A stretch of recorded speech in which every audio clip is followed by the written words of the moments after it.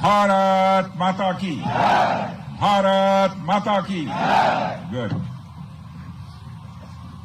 जम्मू कश्मीर के lieutenant governor Shri Manoj ji Sinha, Jammu Kashmir के मुख्यमंत्री जनाब अमर अब्दुल्ला साहब, chief of army staff general Upendra ji Dwivedi, GOC C northern command lieutenant general Prateek Sharma, GOC 15 को लेफ्टिनेंट जनरल प्रशांत श्रीवास्तव और हमारी आर्म्ड फोर्सेस के सारे ऑफिसर्स और मेरे बहादुर जवानों, सबसे पहले आतंकवाद और आतंकवादियों से लड़ते हुए हमारे जिन बहादुर जवानों ने अपनी शहादत दी है, उनकी शहादत को मैं नमन करता हूं, उनकी मैं स्मृति को नमन करता हूं। और साथ ही पहलगाम में जो निर्दोष नागरिक आतंकवादियों के द्वारा मारे गए हैं, उनकी भी स्मृति को मैं नमन करता हूं। मैं हमारे घायल सैनिकों के साहस को भी नमन करता हूं और ईश्वर से यह प्रार्थना करता हूं कि वह जल्द से जल्द स्वस्थ हो जाएं। मेरे दोस्तों, इन विषम परिस्थिति में आप सबके बीच आज आकर मैं स्वयं को बहुत ही गौरवान्वित महसूस कर रहा हूं। हमारे प्रधानमंत्री माननीय नरेंद्र मोदी जी के कुशल नेतृत्व और मार्गदर्शन में ऑपरेशन सिंदूर के दौरान आपने जो कुछ भी किया है, उस पर पूरे देश को गर्व की अनुभूति हो रही है। मैं अभी भले ही आपका रक्षा मंत्री हूं, लेकिन उससे पहले तो मैं भारत का एक नागरिक हूं। रक्षा मंत्री के साथ साथ मैं आज भारत के नागरिक के रूप में भी आप सबके प्रति आभार व्यक्त करने के लिए यहां मौजूद हूं। पहलगाम हमले के बाद हमारे जम्मू कश्मीर की जनता ने पूरी एकजुटता के साथ और पाकिस्तान और साथ ही साथ आतंकवादियों के प्रति जिस प्रकार से अपने गुस्से का इजहार किया है, मैं जम्मू कश्मीर की जनता का भी अभिनंदन करता हूं। मेरे साथियों, आपकी उस ऊर्जा को महसूस करने आया हूं जिसने दुश्मनों को नष्ट नाबूद कर दिया है। आपने जिस तरीके से सीमा के उस पार पाकिस्तान की चौकियों और बंकरों को आपने ध्वस्त किया, दुश्मन मैं समझता हूं उसे कभी भूल नहीं सकता। आपने देखा होगा कि आमतौर पर लोग जोश में होश खो देते हैं, लेकिन आपने जोश भी रखा, होश भी रखा और सूझबूझ के साथ दुश्मनों के ठिकानों को आपने बर्बाद किया। आज मैं यहां रक्षा मंत्री के साथ साथ एक मैसेंजर के रूप में भी आप सबके सामने मौजूद हूं। पूरे देश की शुभकामनाएं, उनकी प्रार्थनाएं और उनकी कृतज्ञता को लेकर आप सबके बीच यहां मैं मौजूद हूं। एक तरह से आप समझिए कि मैं एक डाकिया बनकर आपके बीच आया हूं और देशवासियों का संदेश लाया हूं। संदेश यह है कि हमें हमारी सेनाओं पर गर्व है। साथियों, ऑपरेशन सिंदूर सिर्फ एक ऑपरेशन का नाम भर नहीं है, बल्कि यह एक हमारी प्रतिबद्धता है, यह हमारा एक कमिटमेंट है।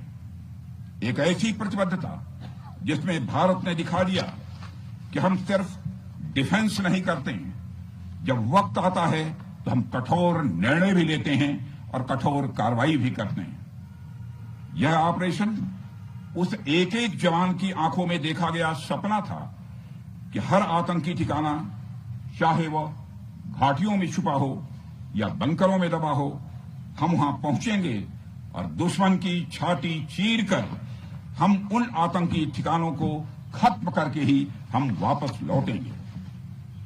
मेरे साथियों, ऑपरेशन सिंदूर आतंकवाद के खिलाफ भारत द्वारा चलाई गई अब तक के इतिहास की मैं मानता हूं यह सबसे बड़ी कार्रवाई है। 35-40 वर्षों से भारत सरहद पार से चलाए जा रही आतंकवाद का सामना कर रहा है। आज भारत ने पूरी दुनिया को यह साफ कर दिया है, यह स्पष्ट कर दिया है कि आतंकवाद के खिलाफ हम किसी भी हद तक जा सकते हैं। साथियों, आतंकवादियों ने पहलगाम में आतंकवादी घटना को अंजाम देकर भारत के मस्तक पर चोट पहुंचाने की कोशिश की है। भारत की सामाजिक एकता को तोड़ने का भी प्रयास किया गया है। उन्होंने भारत के माथे पर वार किया, हमने उनकी छाती पर वार किया है और छाती पर घाव किया है। पाकिस्तान के जख्मों का इलाज इसी बात में है कि वो भारत विरोधी और आतंकवादी संगठनों को पनाह देना बंद करे और अपनी जमीन का इस्तेमाल भारत के खिलाफ किसी भी सूरत में न होने दे। साथियों, आपको याद होगा कि लगभग 21 साल पहले स्वर्गीय अटल बिहारी वाजपेयी जी के सामने इसी पाकिस्तान ने इस्लामाबाद में डिक्लेरेशन किया था कि अब उनकी धरती से आतंकवाद एक्सपोर्ट नहीं किया जाएगा। मगर पाकिस्तान ने भारत को धोखा दिया है, पाकिस्तान ने भारत को छला है और आज भी वह धोखा दे रहा है। इसका खामियाजा अब उसको भारी कीमत करके भुगतना पड़ा है और यह कीमत यदि आतंकवादी वारदातें चलती रही तो लगातार यह बढ़ने ही वाली है। हमारे प्रधानमंत्री श्री नरेंद्र मोदी जी ने दो टूक शब्दों में आतंकवाद के खिलाफ भारत की नीति को रीडिफाइन कर दिया है, इसे परिभाषित कर दिया है, जो यह कहती है कि हिंदुस्तान की सरजमी पर किया गया कोई भी आतंकी हमला एक एक्ट ऑफ वार माना जाएगा। दोनों देशों में जो अंडरस्टैंडिंग बनी है फिलहाल वह इसी बात को लेकर है कि सरहद पार से कोई बेजा हरकत अब नहीं की जाएगी। अगर की गई तो बात निकलेगी तो बहुत दूर तक जाएगी। साथ ही हमारे प्रधानमंत्री ने यह भी साफ कर दिया है, आतंक और बातचीत कदापि एक साथ नहीं चलेंगे और अगर बात होगी तो आतंकवाद पर होगी और पाक ऑक्युपाइड कश्मीर पर ही होगी। साथियों, ऑपरेशन सिंदूर की कामयाबी ने पाकिस्तान में छिपे आतंकी संगठनों और उनके आकाओं को भी यह साफ बता दिया है कि वे कहीं भी अपने आप को महफूज और सुरक्षित न समझें। अब वे हमारे बहादुर भारतीय सेनाओं के निशाने पर हैं। दुनिया जानती है हमारी सेनाओं का निशाना अचूक है और वो जब वो निशाना लगाते हैं तो गिनती करने का काम वह दुश्मनों पर छोड़ देते हैं। साथियों, आज आतंकवाद के खिलाफ भारत की प्रतिज्ञा कितनी कठोर है इसका पता इसी बात से चलता है कि हमने उनके न्यूक्लियर ब्लैकमेल की भी परवाह नहीं की है। पूरी दुनिया ने देखा है कि कैसे गैर जिम्मेदाराना तरीके से पाकिस्तान द्वारा भारत को अनेक बार एटमी धमकियां दी गई हैं। आज श्रीनगर की धरती से मैं पूरी दुनिया के सामने यह सवाल उठाना चाहता हूं कि क्या ऐसे गैर जिम्मेदार और रोग नेशन के हाथों में परमाणु हथियार सुरक्षित हैं? मैं दुनिया के सामने यह सवाल खड़ा करना चाहता हूं। मैं मानता हूं कि पाकिस्तान के एटमी हथियारों को IAEA international atomic energy agency की निगरानी में लिया जाना चाहिए। मैं ये कहना चाहूंगा और साफ तौर पर कहना चाहूंगा।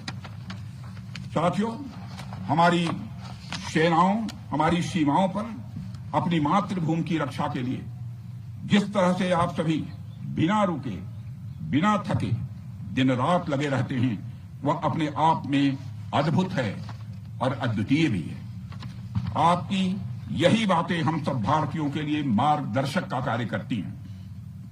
यही कारण है कि मैं हमेशा आपसे मिलने के लिए उत्साहित रहता हूं ताकि आपके अंदर की ऊर्जा से हम सब भी कुछ प्रेरणा ले सकें।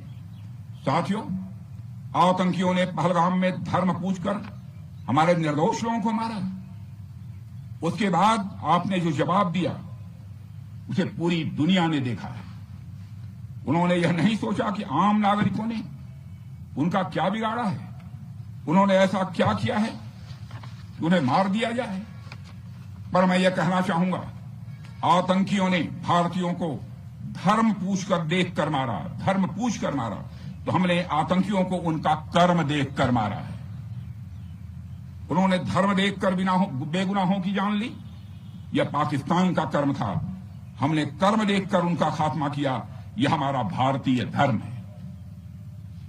एक रक्षा मंत्री के रूप में मुझे आप सबको बेहद नजदीक से वर्षों से जानने का और समझने का अवसर मिला है। मैं आपके साहस और पराक्रम को तो जानता ही हूं, साथ ही साथ पहलगाम जैसी घटना के प्रति आपके गुस्से को भी मैं अच्छी तरह जानता हूं। साथियों, मुझे पता है कि पहलगाम के बाद आपके अंदर गुस्सा था, पूरे देश के अंदर गुस्सा था। मुझे पता है कैसा महसूस होता है जब धमनियों में बह रहा रक्त बेकाबू होने लगे। और मुझे इस बात की खुशी भी है कि आपने अपने गुस्से को सही दिशा देते हुए बड़ी बहादुरी और सूझबूझ के साथ पहलगाम का बदला लिया है। रही बात पाकिस्तान की, तो उसकी बात ही क्या करूं आपसे। वह देश तो मांगते मांगते अपनी जहालत से एक ऐसी हालात में आ गया है कि उसके बारे में यह भी कहा जा सकता है कि पाकिस्तान जहां भी खड़ा होता है वहीं से मांगने वालों की लाइन प्रारंभ हो जाती है। अभी आपने सुना ही होगा कैसे वह फिर एक बार इंटरनेशनल मॉनेटरी फंड IMF के पास कर्ज मांगने गया। वहीं दूसरी तरफ हमारा देश है कि हम आज उन देशों की श्रेणी में आते हैं जो IMF को फंड देते हैं ताकि IMF गरीब देशों को कर्ज दे सके। ऐसी स्थिति में हमारा यह भारत है।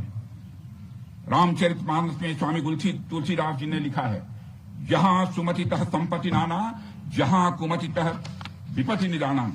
यानी जहां सुमति होती है, अच्छी नीतियां होती हैं, वहां सुख और समृद्धि होती है, और जहां कुमति होती है, बुरी मति होती है, केवल दूसरों के हित की भावना होती है, वहां तरह तरह की विपत्तियां स्वाभाविक रूप से आती ही हैं।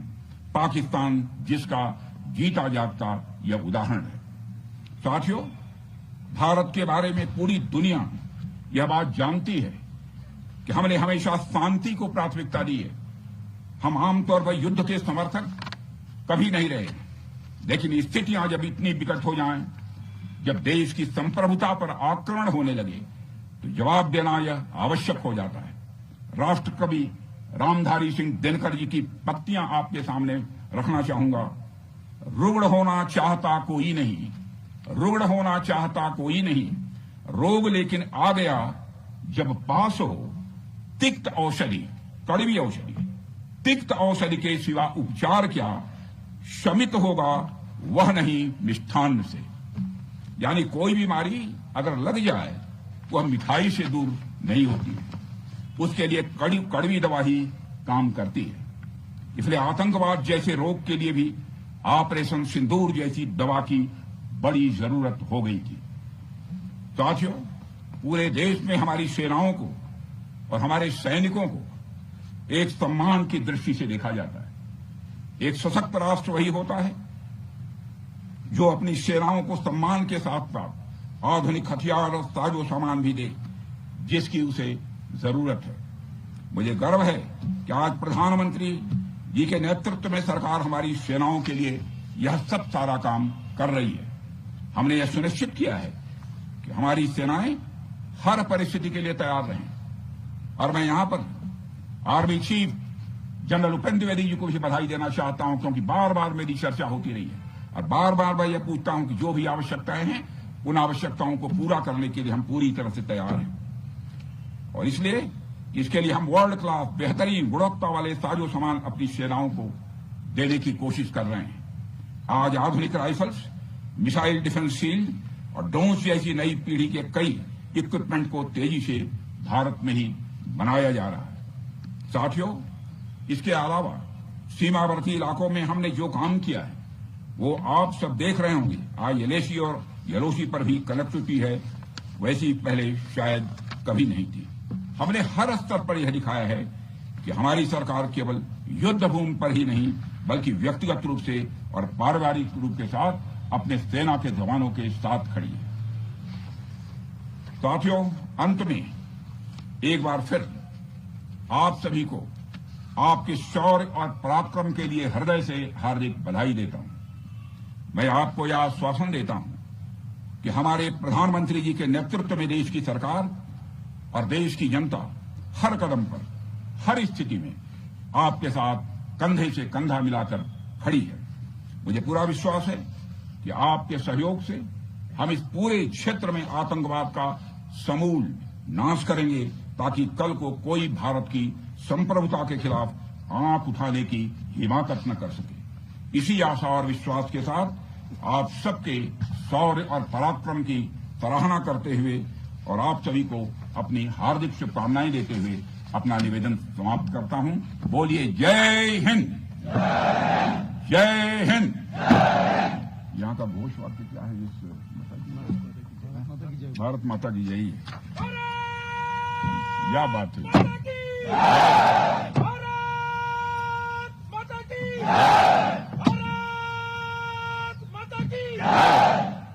और अच्छी